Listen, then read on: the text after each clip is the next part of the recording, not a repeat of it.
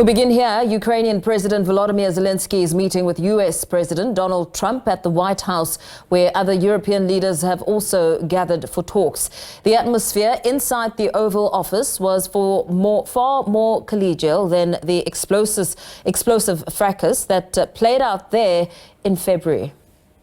Zelenskyy has condemned Russia's latest strikes across Ukraine, which killed at least 10 people, saying the Kremlin intends to humiliate diplomatic efforts and underscores why reliable security guarantees are required. Trump says he plans to phone Russian President Vladimir Putin following today's meeting. Trump has appealed to Zelenskyy to agree to some of Russia's conditions, including that Ukraine cede Crimea and agree never to join NATO for the war to end. At Friday's summit with Trump, Putin agreed to allow security guarantees for Ukraine and made concessions on land swaps as part of a potential deal, while Trump made it clear it was the burden of Europe to play the leading role in guaranteeing any peace.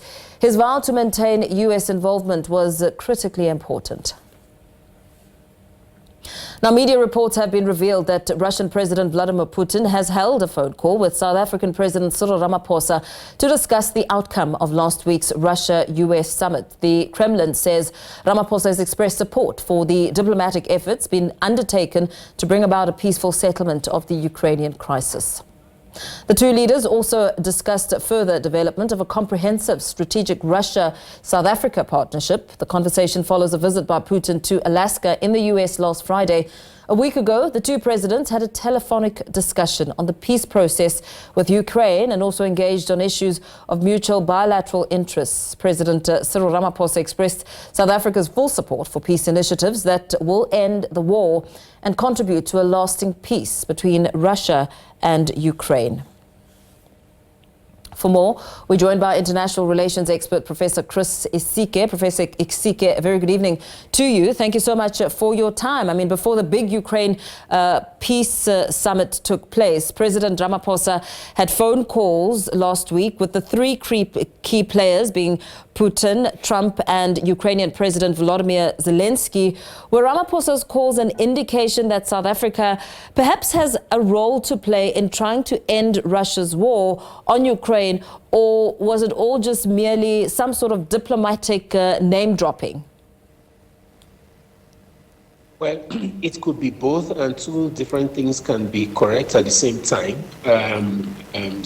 Remember that South Africa has been involved in trying to get peace in Ukraine. President Ramaphosa actually visited Ukraine a little over 2 years ago now. So there is an interest South Africa has in ensuring that there is peace between two of the key allies in that region of the world. So given South Africa's ties with Russia during the anti-apartheid struggle, how much of the current relationship is based on sentiment versus strategic interest? Well, if it is based on sentiments and friendship between between South Africa and Russia, that privilege, that courtesy should also extend to Ukraine, because the friendship is based on the solidarity that the Soviet Union gave to the ANC during the struggle period. And that has made South Africa to recalibrate from its initial stance of supporting Russia's invasion to one of a mediator between two brotherly countries.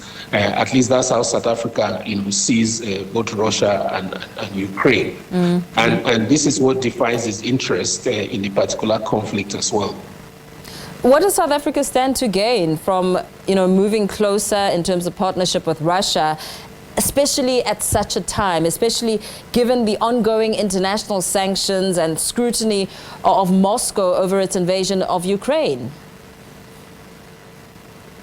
Well, it's interesting how the same U.S. that pursues countries for engaging with Russia rolls out the red carpet for Putin, right? So that's a bit of a contradiction there. But South Africa has a lot to gain in terms of, widening its options, especially in the light of its, deteriorating relationship with Washington, D.C. We heard the trade minister say last week that South Africa is interested in ensuring that we diversify our markets, and maybe this is one way that this can happen. Besides that, geopolitically, Russia is a very important country in the BRICS, and it will do well for South Africa to strengthen its relations there, much as it also wants to look into Africa. But within the BRICS itself, it is useful to keep good relations with Russia. We know that President Ramaphosa, for one, has repeatedly emphasized South Africa's support for peace and, those efforts in Ukraine. How do you interpret this position in the broader context of South Africa's non-aligned foreign policy? Yeah, and that's one of the reasons why, people say that South Africa missed the boat somewhere along the line, that its non-alignment was not consistent with the principles of non-alignment. So that inconsistency in terms of aligning, with Russia and with China, voting with China in UN General Assembly votes, and in support of Russia also sometimes remaining neutral when it should take a stand. All of these have been interpreted as inconsistent or non-alignment, which would have been respected if they were more consistent. So it is something that needs to be worked on. The way India, for example, has done it, in focusing on strategic interests that align with its interests and ensuring that they focus on those strategic interests, consistently. In your view, I mean, with all these talks happening and the leaders meeting to sort of find a way forward to end the war, what do you believe is at stake as we measure the likelihood of such an end? There's a lot of things at stake here.